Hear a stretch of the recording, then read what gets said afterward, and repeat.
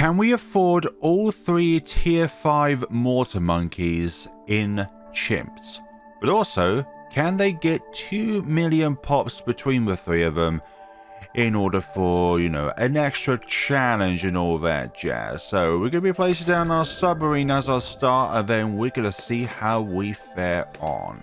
Now, I want to get Striker Jones as soon as possible so that when we put down our Mortar Monkey, Striker Jones will be closest to level 4 as he can be, and level 4 means that all explosives are what you call less resistant to explosive damage. So we're going to be putting Striker Jones down, I'd say.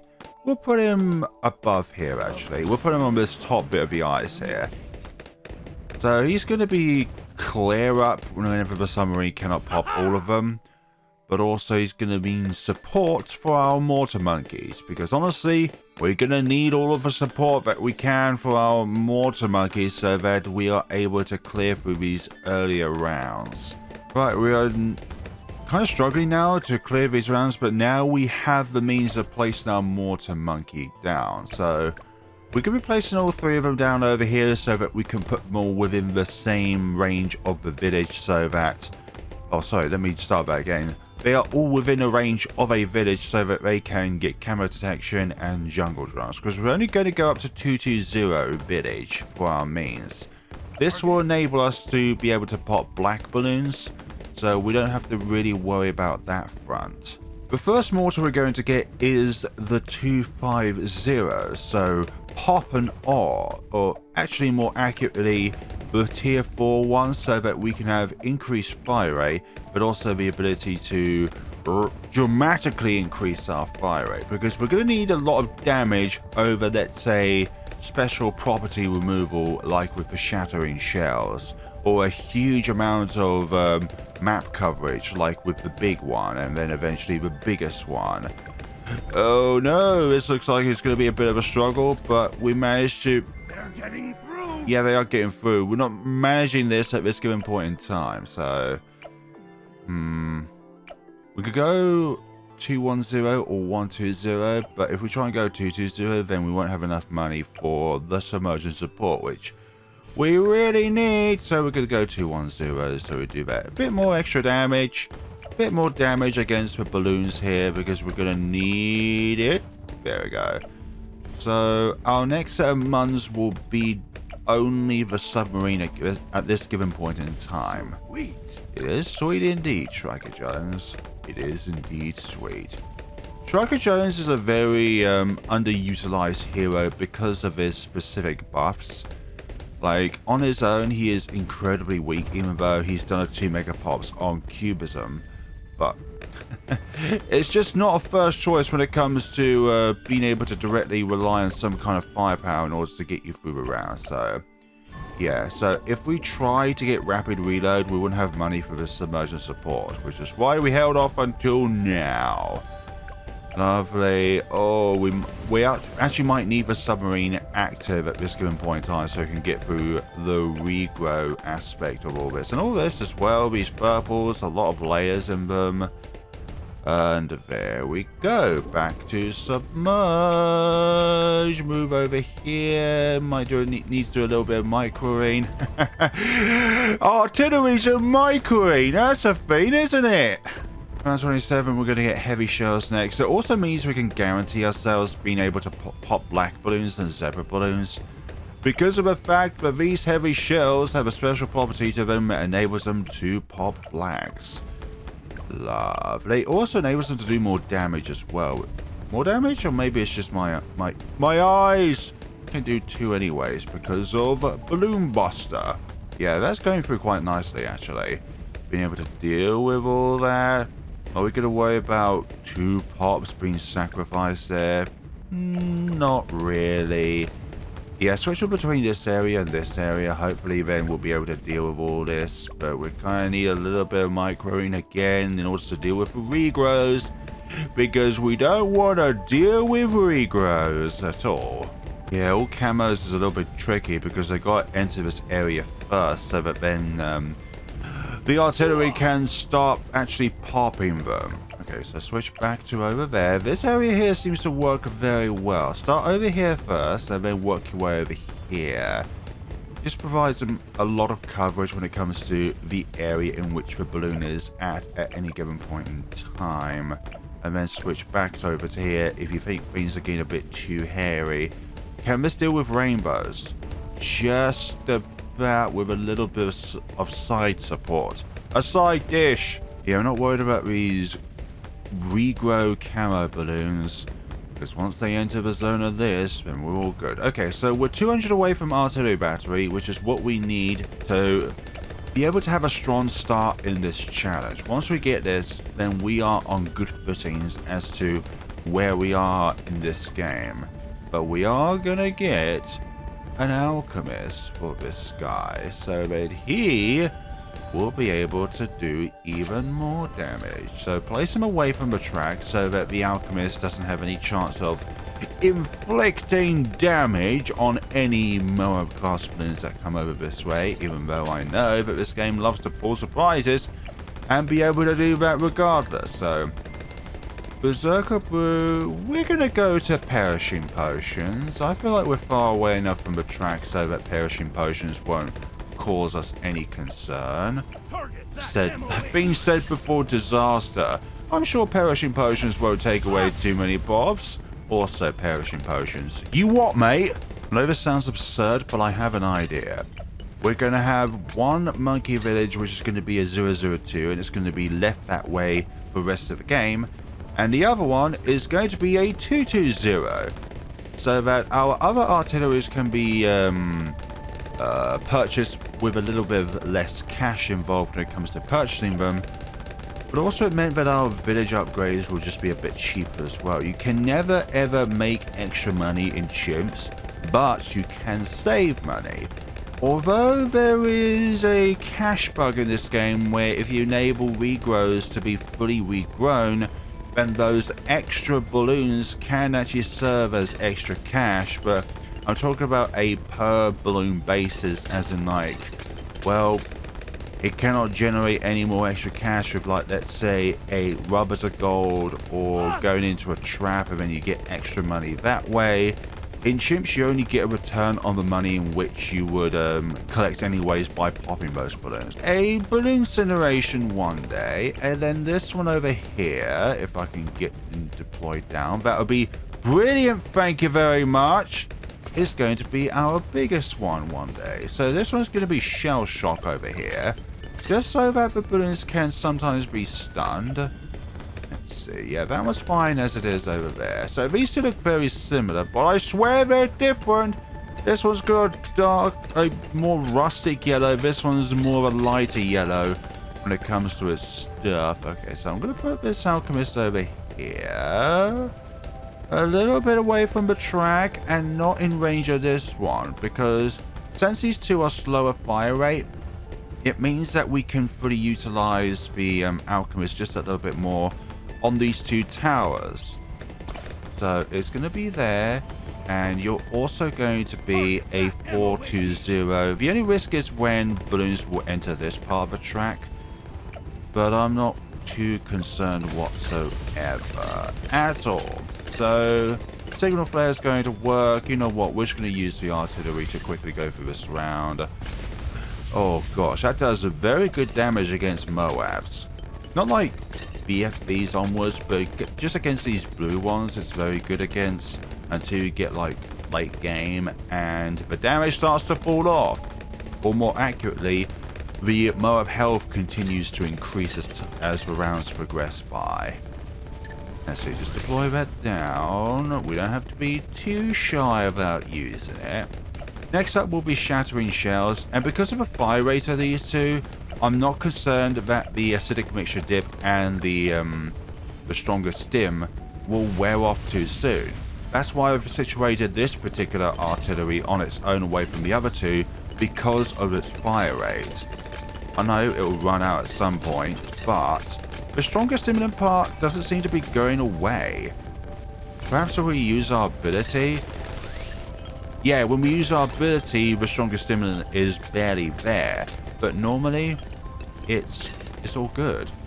Now, we will free our cave monkey friend over here at some point, because we cannot do an artillery-based challenge on Frozen Over and ignore this little guy down here. It would just seem sacrilegious, and people will point out in the comments to say, why didn't you free the caveman monkey? He deserved to be free! Shattering Shells is fully operational, which means those fortified properties will be stripped off. Unless it's a ZOMG, then we'll just have to brute force our way through the ZOMG. For one thing, actually the bad as well, two things that cannot have their fortified layer stripped is the wonderful ZMG and the bad. If there was ever an artillery paragon, then it should be able to clear off the ZMG fortified layer, but not the bad one. That would be too OP. Let's see now, is it able to deal with the rest of these? And that is an affirmative. Okay, we're going to try and deal with these because the Shattering Shells also removes the regrow aspect. And what we have here is a means of being able to do a lot of damage against a targeted area of balloons and remove their regrows aspect, which is incredibly important when it comes to all this. So yeah, these are going to enter the fray, and they're also going to have their fortified layer stuff removed. Awesome. I'm going to actually put you over there, actually, see how you fare on. Do a little bit of wide array damage there, so you cover this part of the track and this part of the track. But then again, I think for more concentrated damage, we'll just have it over here. And we'll switch it back for the time being. I'm so confused. Or maybe just switch between the two places. That would be better. After all, the Mortar Monkey requires microwave in order to make it fully usable. Okay. The big one is now operational, which means all of this area here is going to feel a lot of payload. I feel like this is going to be our least useful tower, but I still feel like it's going to be necessary in order to do all of this with. But definitely the Pop and Awe and Blooncineration is necessary. Where's Striker Jones at? He's at level 12 at the moment, so what do we get when it comes to upgrades? So, no way, it's level 5 that makes all black balloons less resilient. My bad. Okay, so we've got 10% increase in our fire rate.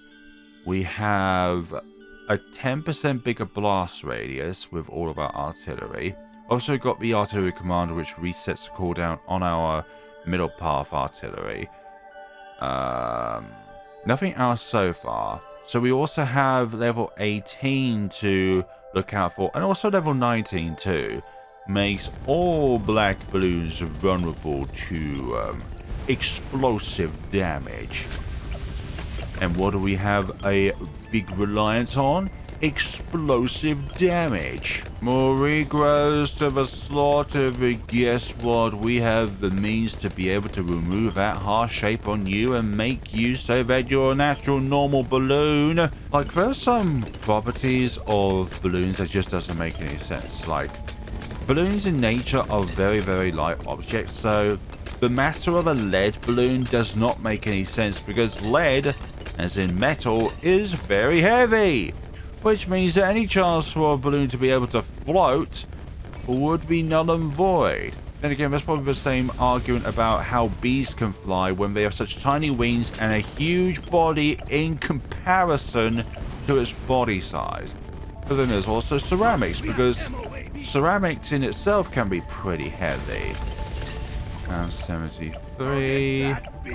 Or maybe somebody like, well, actually ceramics are pretty light, so they could be used. But then again, I get what you're saying, because it would be heavier than the actual materials used in order to make balloons and for them to be able to float in the first place. And I'm just going to say this.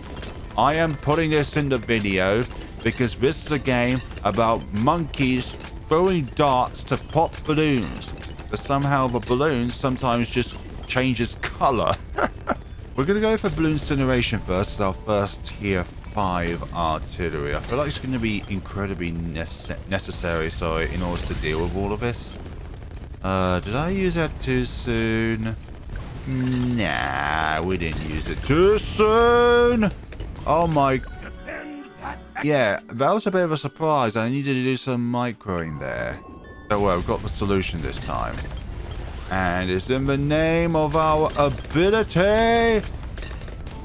Okay, so we're going to do this. Reset. Oh, we didn't even need to do that. We're going to make our way through here, but I'm not that worried whatsoever. Let's see. Put that there. Use the ability. And we dealt with our first wave of ceramics absolutely gorgeously. Gorgeously, beautifully, however you want to call it. There is beauty in the art of popping balloons. You know, a game about monkeys popping balloons. Let's see, more of those, and just use that preemptively so that the ability can come back a little bit sooner. Round 79, not an issue whatsoever. The combination of all of our artilleries going ham means that I'd say that anything that's not a ceramic is going to have a hard time passing through. Because remember, this thing is popping balloons in a wide area, but sometimes it can meet a pierce cap as to the amount of balloons it can pop at any given point in time. We're just going to defortify those BFBs while we're at it, so we don't have to think about it later on. Let's see what we can do. That's brilliant. Round 80, we have ourselves the ZOMG to deal with, so let's just focus 2 down here.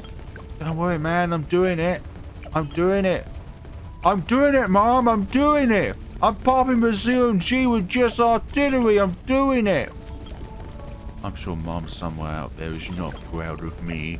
And I should actually do something productive in my life. Like, I don't know, saving people from certain disasters. Who knows?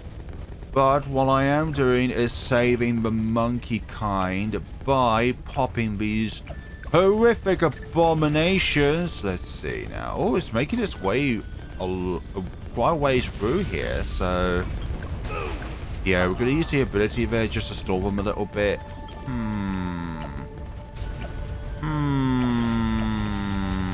Put them up there. Safety. And stop getting so many Bob Striker Jones. Yes, so say please there. Please get Bob Striker Jones. Yeah, we get it. BFBs you love to go on about.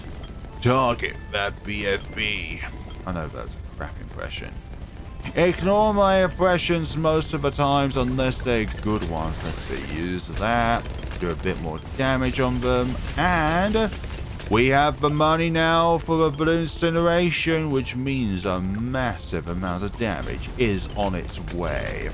This thing kind of struggles against ceramics in a way, but it's only when they're like a huge amount in numbers. So let's say this one, they can kind of make their way through, but for some odd reason they are not making their way through the fire of the balloon incineration. I think it's mainly because of our alchemist, which we're applying to the balloon incineration itself. Like, I think that extra damage is what is making this possible. 984. So our submarine and Striker Jones have just above 2.5k pops at the very most. None. Oh, there's one alchemist up here that's done a bit of damage, but again, I don't think this is going to be a worry to worry about. Let's see. Both of these put together. Yeah, the first one's been squashed. Let's just let the other 2 artillery deal with that while the balloon incineration deals with a second COMG. There we go, round 86. So, remove a fortified property. This is one brilliant thing about the bottom path artillery. For Chimps games, it is really a savior between victory and defeat if you can remove a fortified property off of balloons. There we go. They're all going down. Lovely. Balloon incineration is really that powerful. Okay. So our next one is going to be Pop and Awe, and then we're going to go for the biggest one after that. Okay, going for the rounds just fine. Thank you. Where's he at now? Level 17. So level 18, these can shoot even faster by another 10%. That's good. You love shouting about BFBs, don't you? Not like target that Moab or target that ZOMG. What about DDTs? Let's see. Target that DDT. Ah, you do. You have a slightly different tone about you, though. Okay, remove the fortified layer, but even when you do, these super ceramics are still pretty tough. Use the ability there. They'll go down like that. And Poppenor is here. Not only is the default attack more powerful, but also the ability itself is map wide when it comes to its coverage. I'm not going to use it just yet, though, because we're going to need it for the DDTs. Quite so. Let's see. Right here, and now let's do this. Remove the fortified layer. God, the flames are doing enough damage to them so that they're able to clear off everything, including the insides of the DDT itself. That's brilliant. Like, micromanaging is my least favorite aspect of Balloons Tower Defense 6, but this micromanaging is very manageable. Rather than having to put everything in 25 million different places at any given point in time. So, what these purple balloons do is literally reduce this to a shattering shells, which is not good whatsoever. Let's see now. What can we do here? We're just going to use it just to see its effects. Yeah. It can target DTs because of our radar scanner. Yes. Now all of you are vulnerable to our explosions. Finally. Also, the next one's going to be good as well because it means that artillery command, when activated, gives double damage to our mortar monkeys, which is sweet. 96 is done and dusted.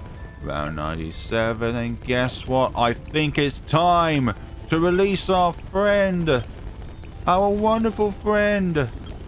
Where's he gone? Oh, he's all at the start. Oh, you're kind of covered by the by that. Okay, so this is going to be raw damage over anything else. So definitely going to need that and that. Okay, there we go. Oh, I expected a bit more, but alas. So, round 98. This is the big round, but we're having Blooncineration at the very front so that all the fortified layers get squashed out of existence. So, our caveman friend is not doing too much damage, which is kind of what we're looking for here. Look at all these at the back here. There's a little bit of a worry, but guess what? We're fine. And we have the biggest one operational. Lovely.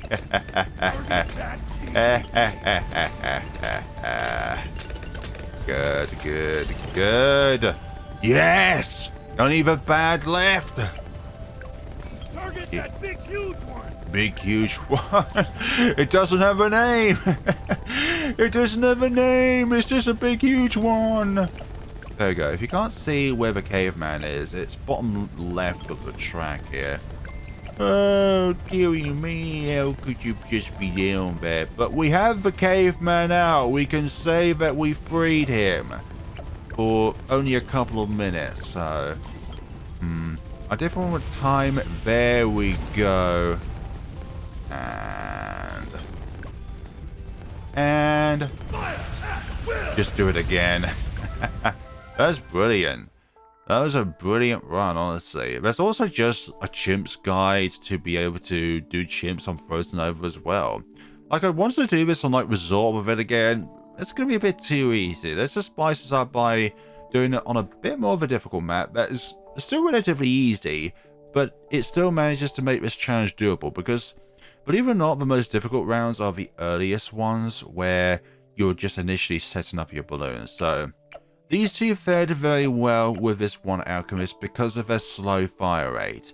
It means that I can put the alchemist with these two, and from there these two will always have these two buffs applied almost 100% of the time. Whereas with our Poppenor, because of its sheer fire rate, it means that we kind of segregated it on its own so that it can have its own alchemists, and from there it would only solely focus on this artillery here rather than trying to go through all three of them, whereas this one keeps hogging the most amount of need in order to do that with. Also like how the fact that the the Pompano ability is still in effect. So 1169, 2424, so that is around 3.5k. Let's say 3,700 at the very most, and then we'll also have a K-Monkey. So we'll say 4,000 at the very most has been stripped away, so that still leaves with 2,038,000 to these lot here. But my question is, could this be done without the biggest one? Like, this one had a role early game, and then this one has its role late game, but I don't know. I feel like in some instances, the biggest one came in clutch when it came to dealing with a massive amount of balloons at any given point in time.